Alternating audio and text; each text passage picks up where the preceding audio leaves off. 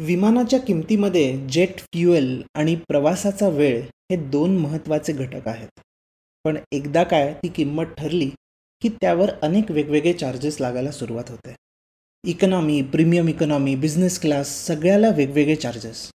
त्यावर free कॅन्सलेशनला additional charge, window सीटला additional charge, जास्तीच्या लेग रूमला ॲडिशनल चार्ज आणि असे वेगवेगळे चार्जेस लागत जातात. एका सीटच्या रिझर्वेशन मागे किती हे कष्ट आणि ॲक्च्युअल प्रवास तर एवढा कम्फर्टेबल होतही नाही. अजून केवढं काय काय करावं लागतं हे ऐकूयात.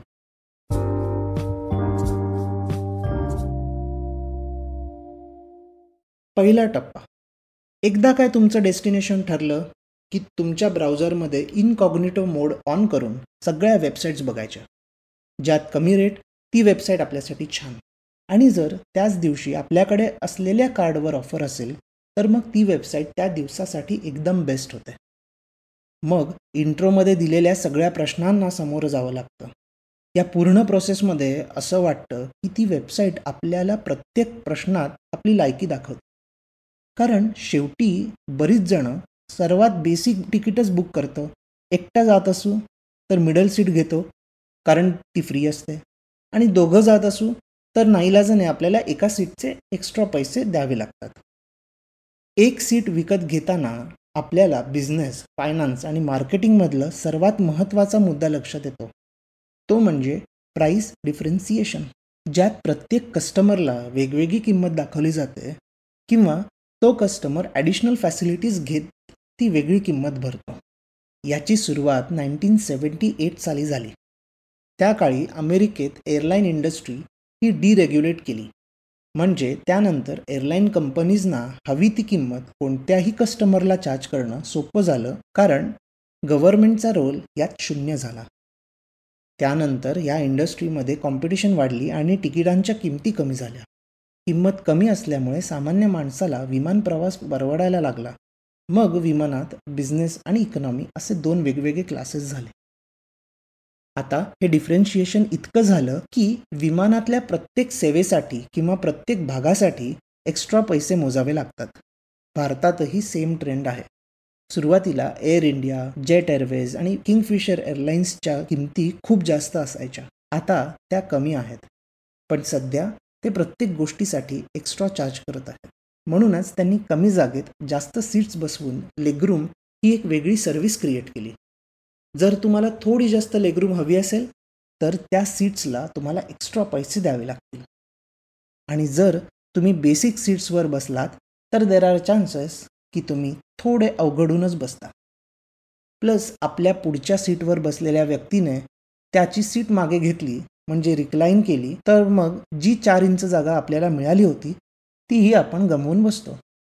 रिक्लायनरमुळे एक आठवलं, मध्यंतरी अकॅडमिक सर्कल्समध्ये अशी एक चर्चा होती की तुमच्या पायापुढची जागा कोणाची आहे, तुमची का तुमच्या समोर रिक्लायनरवर बसलेल्या व्यक्तीची. हा प्रश्न निर्माण झाला कारण काही वर्षांपूर्वी सीट मागे घ्यायची की नाही यावरून 2 पॅसेंजर्समध्ये भांडण झालं आणि थोडी धक्काबुक्कीसुद्धा. त्यावेळेला प्लेनचं इमर्जन्सी लँडिंग करावं लागलं. काही जण म्हणतात की कोणत्याही पॅसेंजरला सीट मागे घेण्याचा अधिकार आहे. काही जण म्हणतात की जर यामुळे मागे बसणाऱ्या व्यक्तीला त्रास होणार असेल तर याचा काय उपयोग. इकॉनॉमिस्ट्सना अशा प्रकारच्या गोष्टी सॉल्व्ह करायला किंवा त्याच्यावर विचार करायला आवडतं. आता तुम्हाला वाटेल की ह्यात कसलं इकॉनॉमिक्स. इकॉनॉमिक्सला सायन्स ऑफ स्कॅर्सिटीसुद्धा म्हणतात. त्यामुळे एखाद्या दुर्मिळ किंवा टंचाई असलेल्या रिसोर्सेस म्हणजेच संसाधनांना कशा प्रकारे ॲलोकेट म्हणजेच वाटप करायचे हे अर्थशास्त्रात आपल्याला समजते. ह्या केसमधला स्केअर्स रिसोर्स म्हणजे फ्लाईटमध्ये बसल्यावर पायापुढची असलेली 4 इंच जागा. US एक छोटी ऑनलाईन एक्सपेरिमेंट केली गेली हे समजून घ्यायला की ती 4 इंच जागा कोणाची आहे. तर ही एक्सपेरिमेंट अशी होती. त्यांनी लोकांना कल्पना करण्यास सांगितले की ते न्यूयॉर्क ते लॉस एंजलिस 6 तासांच्या फ्लाईटसाठी जाणार आहेत. त्यांना सांगितले की एअरलाईनच्या नव्या पॉलिसी अंतर्गत तुम्ही तुमच्या पुढे बसणाऱ्या व्यक्तीला त्यांची सीट मागे न घेण्यासाठी पैसे देऊ शकता. म्हणजेच तुमच्या पुढच्या सीटवर मी बसलोय तर मला तुम्ही पैसे देऊन सांगू शकता की अख्ख्या प्रवासात सीट मागे घ्यायची नाही. जर मी ते ॲक्सेप्ट केलं तर मी पैसे घेऊन मिळालेला रिक्लाईन करण्याचा हक्क गमावला. मग त्यांनी 2 गट तयार केले. एका गटाला त्यांनी विचारले की तुम्ही सीट रिक्लाईन न करण्याबद्दल मिनिमम किती पैसे घ्याल, आणि दुसऱ्या गटाला विचारलं की तुम्ही समोरच्या व्यक्तीला सीट मागे न सरकवण्याचे मिनिमम किती पैसे द्याल.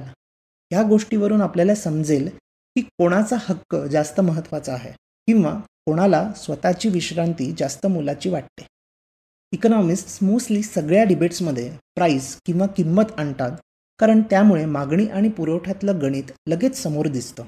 सो ह्या एक्सपेरिमेंटमधून असं लक्षात आलं की पुढे बसणाऱ्या व्यक्तीला रिक्लाईन न करण्याचे ऑन ॲव्हरेज मिनिमम $41 इतकी रक्कम हवी आहे, आणि मागे बसणारी व्यक्ती ही पुढच्या व्यक्तीला रिक्लाईन न करण्याबद्दल ऑन ॲव्हरेज मिनिमम $18 इतकी रक्कम देण्यास तयार होईल. सो यातून हे दिसून येतं की रिक्लायनर किंवा पुढे बसणाऱ्या व्यक्तीचा त्या 4 इंच जागेवर हक्क आहे, कारण तो गमावण्यासाठी प्रवासी जास्त रक्कम मागत आहेत कंपेअर टू मागे बसणाऱ्या व्यक्तीची लेगरूम. याच एक्सपेरिमेंटमध्ये थोडे बदल घडवून उलटा रिझल्ट दिसला. ते पाहूयात कसं.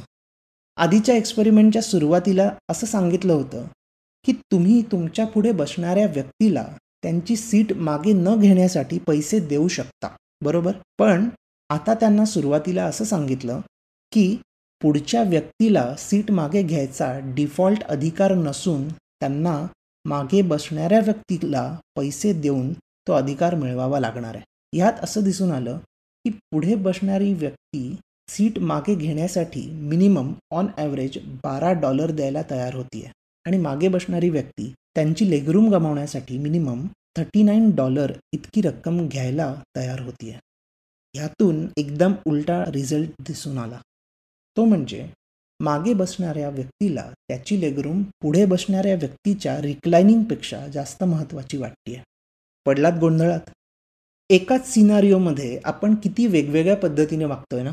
तर बिहेवियरल सायन्स, ज्याला वर्तणूक विज्ञान असं म्हणतात, त्याप्रमाणे आपल्यावर एन्डॉवमेंट इफेक्ट पडतो. म्हणजे एखादी वस्तू आपल्या मालकीची असली की त्या वस्तूला आपण जास्त मोलाचं मानतो कंपेअर टू अशी वस्तू जी आपल्याकडे आधीपासूनच नाही आहे. याचं बेस्ट एक्झाम्पल फ्री सॅम्पल किंवा फ्री ट्रायलमध्ये मिळालेल्या वस्तू.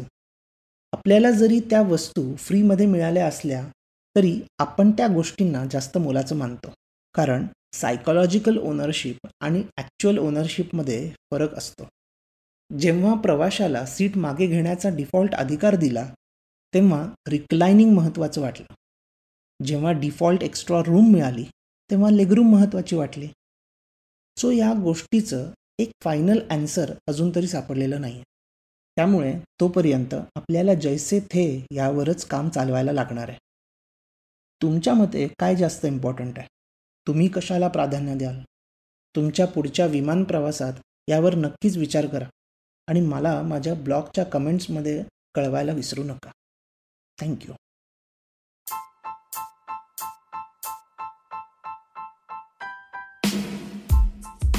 तुम्ही हा एपिसोड स्पॉटिफाय, इकॉनगली वेबसाईट आणि लीडिंग पॉडकास्ट ॲप्सवर ऐकू शकता. मी दर सोमवार, बुधवार आणि शुक्रवार नवीन एपिसोड्स घेऊन येतो. तुमचा फीडबॅक आणि सजेशन्स शो नोट्समध्ये दिलेल्या माझ्या ब्लॉग, लिंक्डइन किंवा ट्विटर अकाउंट्सवरून मला नक्की कळवा.